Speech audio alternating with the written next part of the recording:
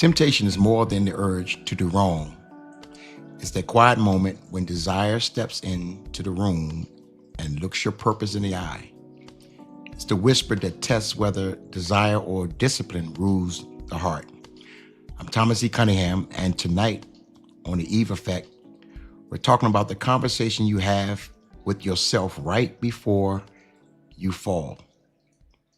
The quiet negotiation, the internal debate, the mental back and forth, and why you often lose.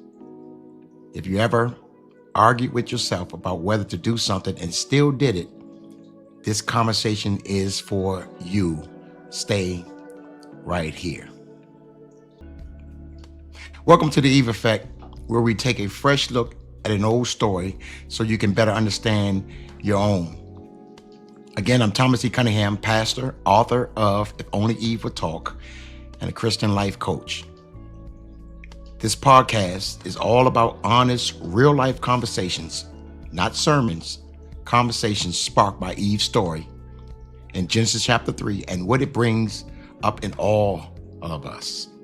So whether you've been walking with God for years, you're new to the faith, or just curious, you're welcome at this table.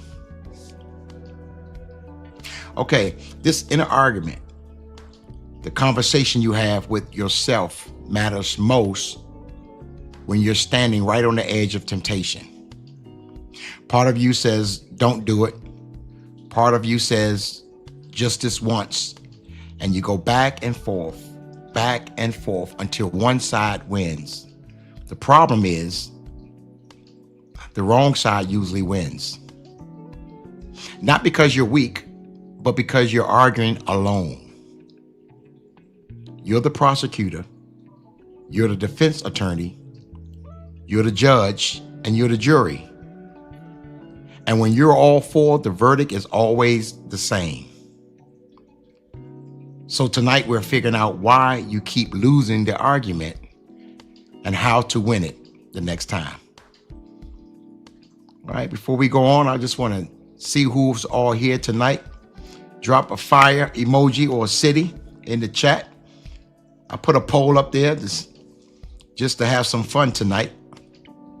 So let me know you're here at the table. Drop a fire sign emoji, or let me know what city you're coming from.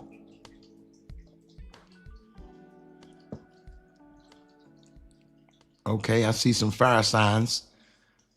Glenarden's in the house. Okay.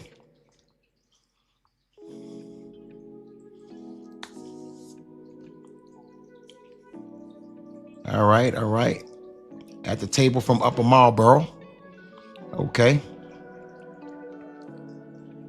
All right, let's get into this. Think about the last time you had an inner argument about whether to do something you knew you shouldn't. The question is on the screen, how did that argument go? Did you win or did you lose? The last time you had an inner argument about whether to do something you know you shouldn't do, how did that argument go? Did you win or did you lose? Did you win or did you lose?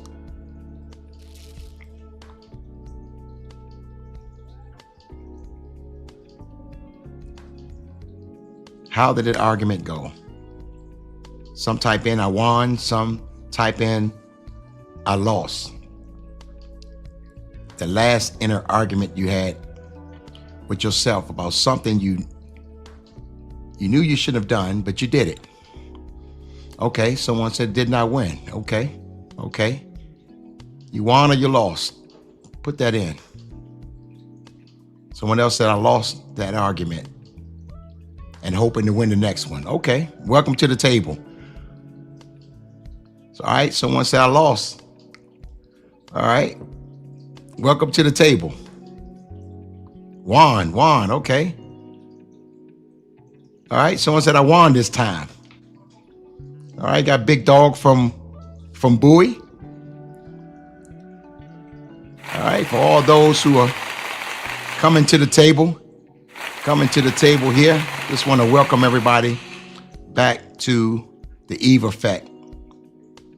Now, here's is what I want you to understand about the inner argument. It feels like a fair debate. It feels like you're weighing the pros and the cons. It feels like you're thinking rationally or making an informed decision, but that's an illusion. Because when you are on both sides of the argument, it's not a debate, it's negotiation. And in a negotiation where you're negotiating with yourself, the side that wants it will always find a way to justify it. The inner argument is rigged. It's rigged in favor of the side that wants to do the thing. That's why willpower feels so weak. You're arguing with a lawyer who already decided a verdict. So it's rigged. If you're playing both sides, the one that wants it the most will always win the side. Okay, let me give you an example. Imagine someone in a counseling session who's struggling with online gambling.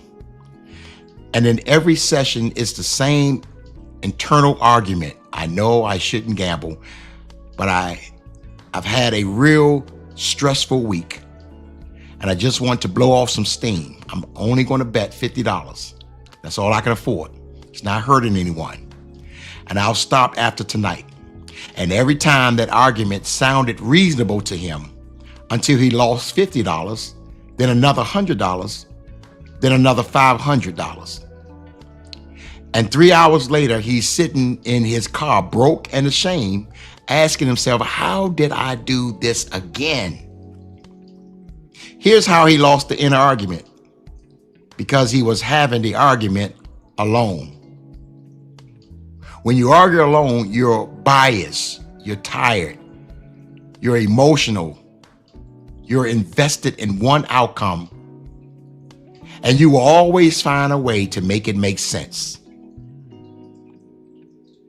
Normally the wrong wins, not because it's right, but because it's louder, because it's more persistent, more appealing. Does this sound familiar? That's what we're exposing tonight. I'm calling it the internal debate framework. And by the end of this episode, you'll understand the approaches of the inner argument and the strategies to disrupt it before you lose. All right, I see some yep, facts. All right, I see some good answers here. Let me ask this question. When you lose the inner argument, what's usually driving it the most? Is it stress, loneliness, or boredom? Type one of the words. When you lose the inner argument, what's usually driving it? Stress, loneliness, or boredom? When you find yourself losing the argument, what's usually driving it? Stress, loneliness, or boredom? Okay, someone said stress. Someone said loneliness. Okay. When you lose that inner argument, what's usually driving it? Is it stress that's driving it? Is it loneliness or boredom? Okay, someone said, can I say all three? Say you're at the table. There's no judgment at the table. Someone else said loneliness. Okay, one said boredom. When you lose, what's usually driving it? Stress, loneliness, or boredom? Loneliness. Okay. All right. I like that. All right. So let's go back. A I like that sound effect. Let's go back to Genesis chapter 3, verse 6. And let's watch Eve's inner argument. In Genesis chapter 3, it says, when the woman saw that the tree was good for food, and that it was a delight to the eyes, and that the tree was desirable for gaining wisdom, she took of its fruit and she ate. Now, this part gives us a window into Eve's thought process. She didn't just impulsively grab the fruit. She thought about it. She considered it. She built a case for it. She thought about it. She considered it, and then she built a case for it.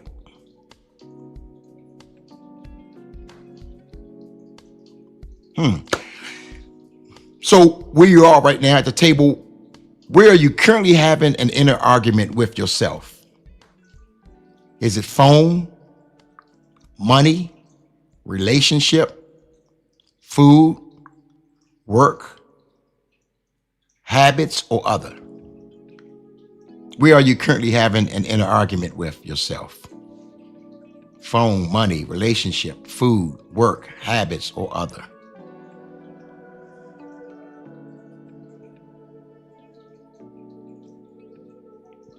These inner arguments with yourself,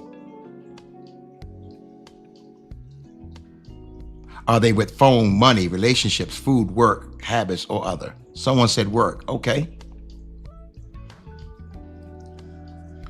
Other. Okay. I like that.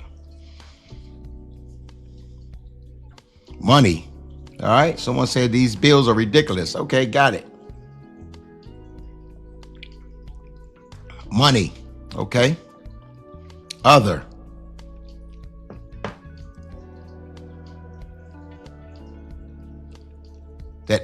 That inner argument that you're currently having with yourself now. Is it with money? Are you arguing about money, phone, relationship, food, work, habits, or other?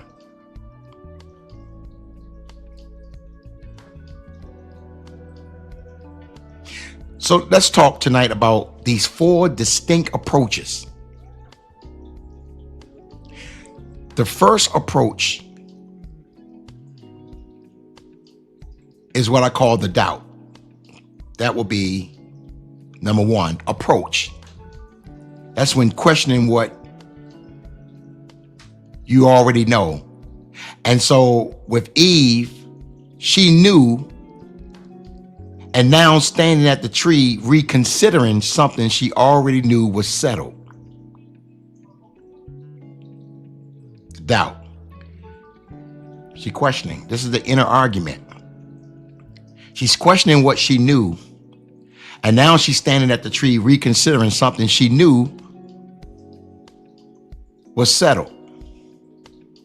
She's standing at the tree and she's asking, did God really mean I can't eat this? Or did he mean I shouldn't eat this?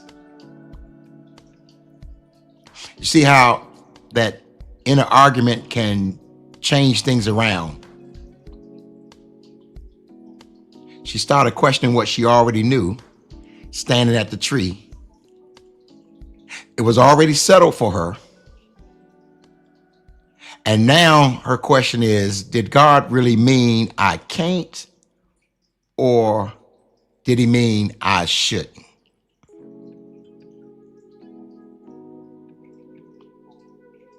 All right, you're quiet at the table. I don't see any responses. It was that approach.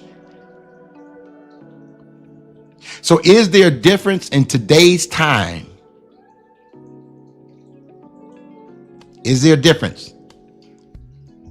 The approach sounds like, is this really that big of a deal? That's what the approach sounds like. The approach sounds like, does God actually care about this one specific thing? The approach sounds like this. Maybe the rule doesn't apply to my unique situation. Doesn't he know what situation I'm in? Or the approach can sound like this. What if I misunderstood what God was saying? And here's why this approach is so dangerous. Because the moment you start debating a boundary that God clearly set, you've already started to cross it. And so you're no longer asking, what did God say? You're asking, can I get around what he said?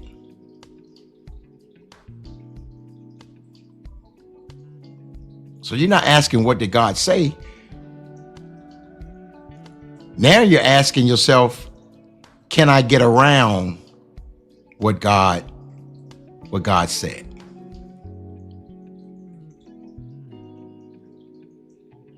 So the first approach would be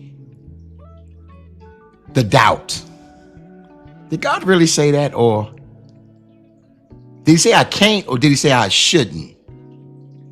So now you're not going with what you already know and that's settled. Now you're questioning what you know. Here's the second approach. The desire. Engaging. And now the argument or fight moves from Eve's thoughts to her senses. Because if you look back at Genesis chapter 3, it says, Eve saw that the tree was good for food, that it was beautiful to look at. And suddenly, she's not just thinking about it anymore. She's locked in on it.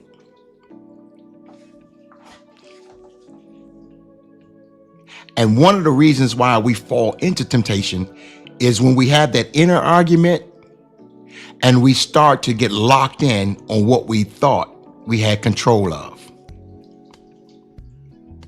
And when you're arguing with yourself, you become the judge, the lawyer, the jury, the prosecutor. You're all. And you will always lose because what you want will be the loudest. She looked at it. And now she's no longer thinking about it. She's locked in on it. And here's what's amazing, which reveals a lot to us tonight. The more she looks, the more she wants. The more she looks, the more she wants. The more she looks, the more she wants. This is when desire takes over the debate. There's actually a name for this. It's called confirmation bias. That's the name for it. They call it confirmation bias.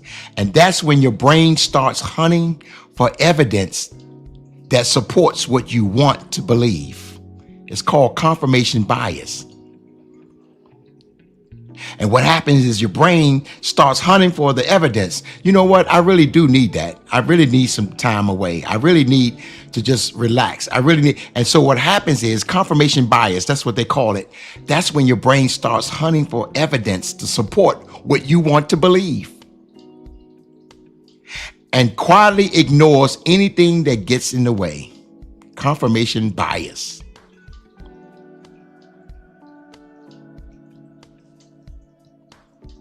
So Eve's brain said, look how good it looks.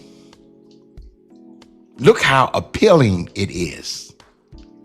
Surely something that looks this good can't be that bad.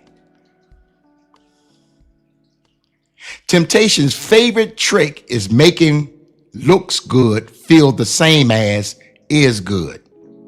Oh, I like that one. That's what temptation does.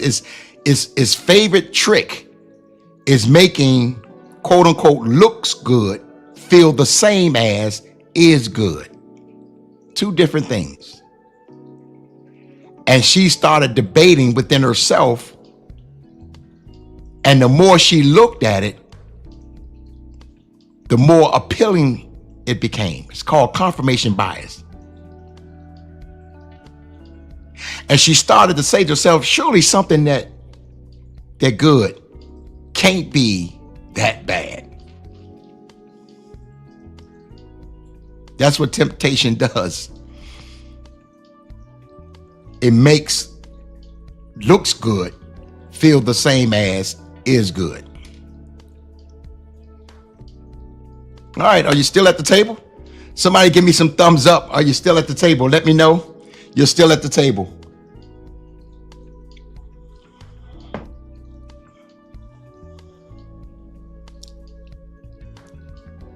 All right, all right. Yeah, somebody's still at the table. Okay, okay. Don't shake the table. If you get up, don't shake the table. We're sitting here having a conversation about the inner argument, negotiating with yourself at the tree. Most of the conversation is going to happen right at the tree, right beside him, right beside her, right beside the money, right beside the pride, right beside the habit. That's where the argument happens, that inner argument. That's when you start negotiating with yourself at the tree.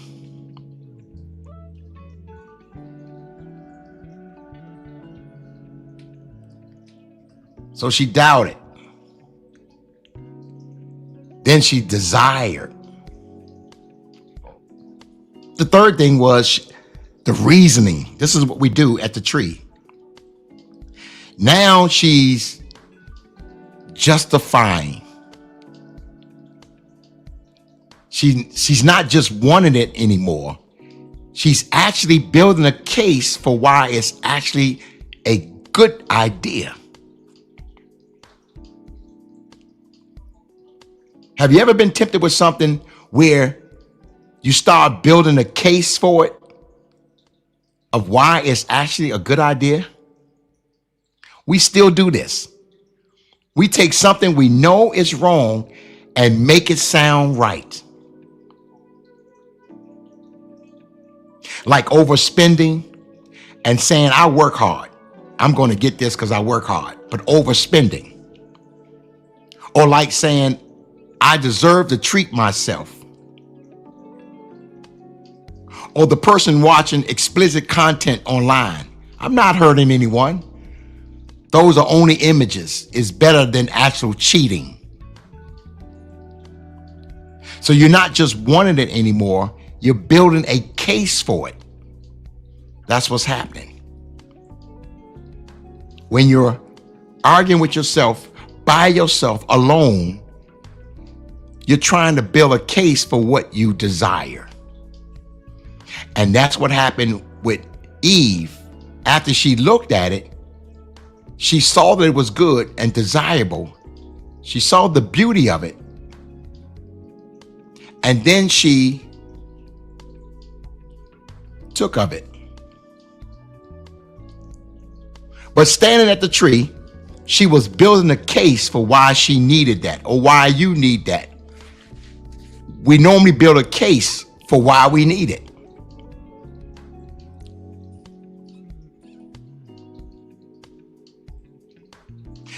Then the decision was made, which was the physical act. She took the fruit and then she ate. Wow, this is deep to break down and look at. She took the fruit and then she ate. By the time Eve reaches for the fruit, the argument is over.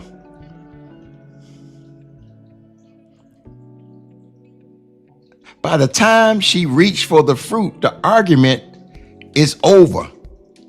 The reach is just the physical expression of the mental decision she already made. So the action is just the result. And this is why most people say, I don't know how I got here. Because they don't see the argument happening in the beginning.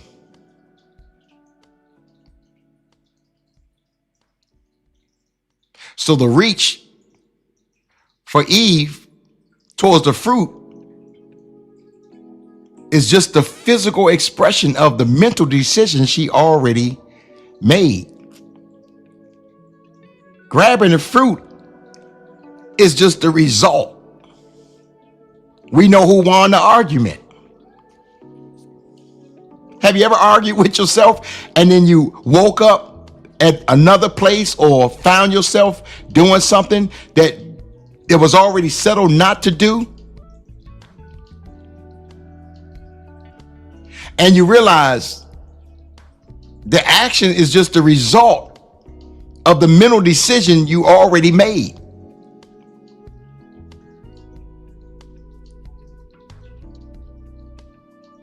Because most people don't see the argument happening. They ignore the argument.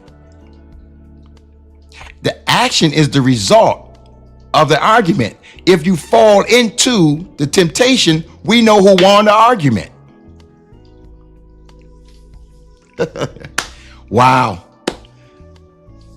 I should be seeing a lot of comments. Throw some thumbs up, some fire. Let me know that you're still here.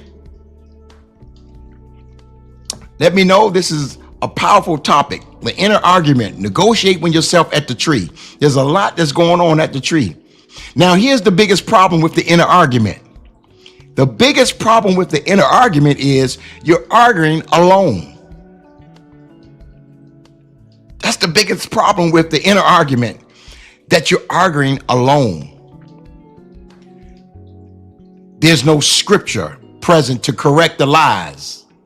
There's no community to challenge the justifications. There's no accountability to interrupt the process. It's just you versus you. And when it's you versus you, the side that wants it will almost always out-argue the side that knows better.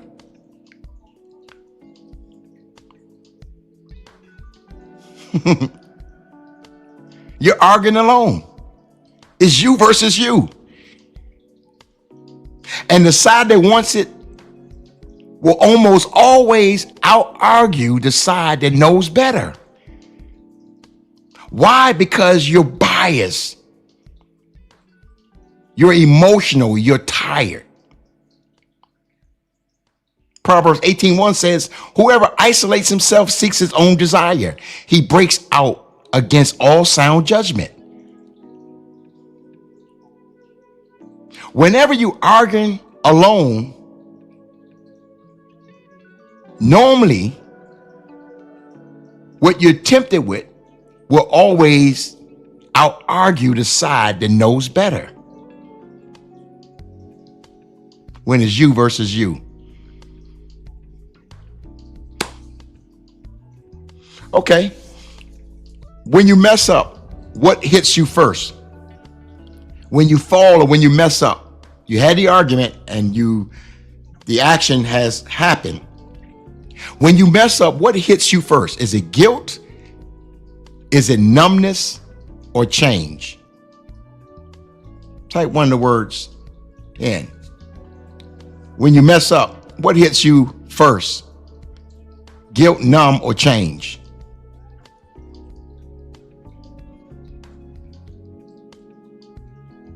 Okay. Someone said shame. Guilt, numb, or change? All right. When you mess up, what hits you first?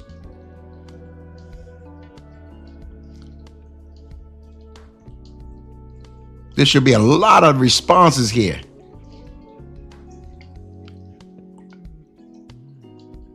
And what we're finding out tonight is the action is actually telling everyone, even yourself, who won the argument. So when you mess up, what hits you first? Guilt, numb, or change?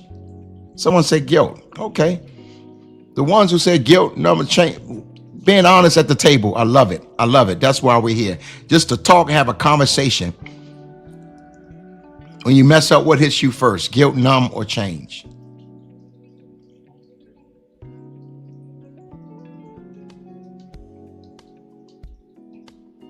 All right. Someone said you're numb doesn't That mean you would do it again? Well, you're numb, you're wavering and weighing out the effects afterwards.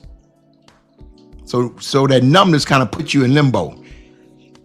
If you got away with it and it wasn't that bad as far as the consequences, you'll try it again.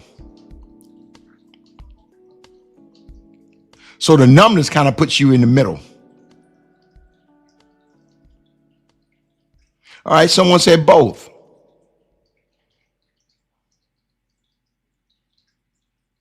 When you mess up, what hits you first? Guilt, numb, or change. And a lot of times the action is just the results of the mental decision. It's the results of how you were arguing and who won the argument. And majority of the time when you're arguing with yourself, when you're arguing alone, the desire is going to be louder.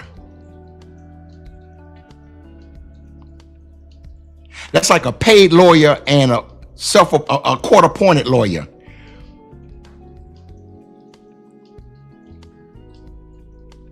One will argue louder. You really need this. This is going to work for you. This is just one time. It's not going to hurt anything. No one's around. Just fudge this. Just do this. Just step out with this. When you're alone arguing with yourself.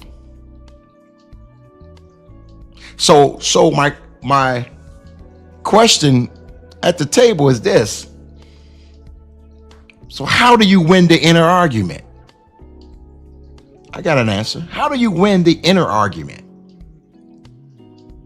How do you win that negotiating with yourself? How do you win the inner argument?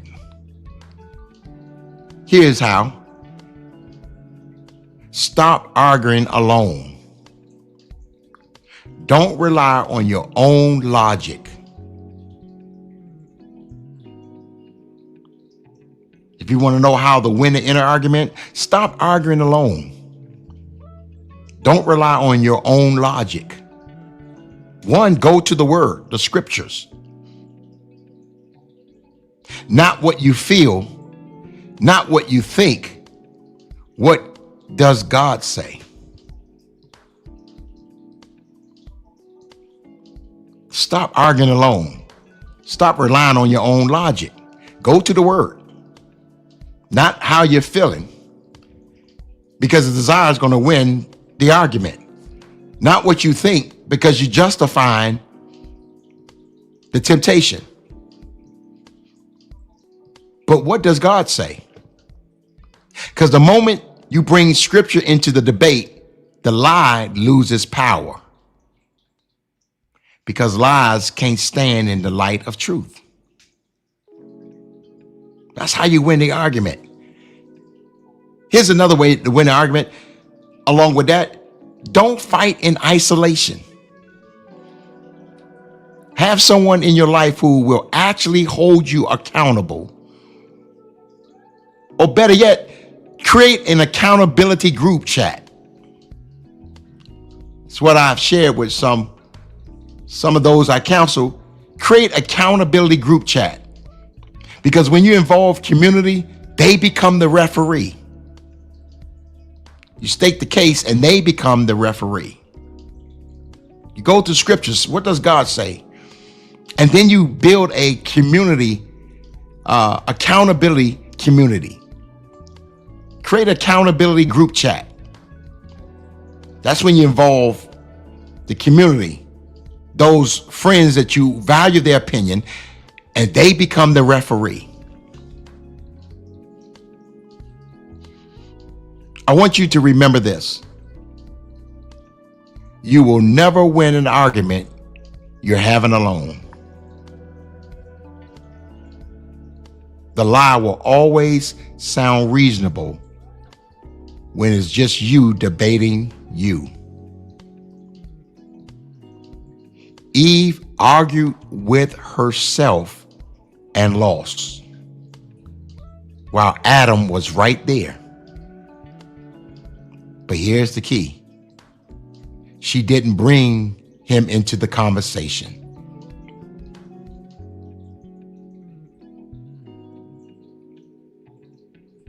You'll never win an argument when you're alone, because the lie will always sound reasonable. That's how Eve lost. She argued with herself at the tree. Even though Adam was right there, she didn't bring him into her conversation. Wow. Stop negotiating with yourself.